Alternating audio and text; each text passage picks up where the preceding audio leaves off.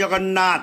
আমরা এখন আছি উড়িষ্যা পুরী জগন্নাথ মন্দিরে। আমরা এখন দর্শন করতে যাব। দর্শন করতে গেলে এতই রোদ বলা যাবে না, এবং এত ভিড় না দেখলে বুঝতে পারবে না। মিনিমাম কমসে কম 6 থেকে 7 ঘন্টা। তো আমরাও দর্শন করতে যাচ্ছি, কিন্তু দর্শন করা যাবে না, এত লাইন। তো আমরা একটা পণ্ডাকে ধরলাম, এবং পণ্ডা আমাদের কাছে এলো, বললো যে আপনাদের দর্শন করে দেবো এক একজনের 1000 টাকা 1500 টাকা করে।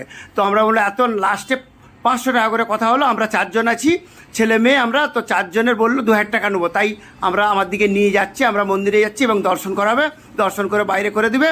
তো 2000 টাকা নেবে, তাই যাচ্ছি। এমনি দর্শন করা যাবে না, আর বয়স্ক লোক যদি আসো প্রচণ্ড ভিড়, দর্শনই করতে পারবে না। তো আমরা দর্শন করছি। পর দর্শনের পর আমরা প্রসাদের ব্যবস্থা আছে এখানে, প্রসাদ খাওয়ানোর। কিন্তু প্রসাদ আপনাকে কিনে খেতে হবে, 100 টাকার নিচে হয় না, 100 টাকা করে প্রসাদ কিনে খেতে হবে। তো আমরাও বেরিয়ে দেখছি যে প্রসাদ আমরাও খাবো, কেননা এসেছি যে প্রসাদ খেতে হবে। ভিডিও ভালো লাগলে কমেন্ট শেয়ার অবশ্যই করবে এবং পাশে থেকো।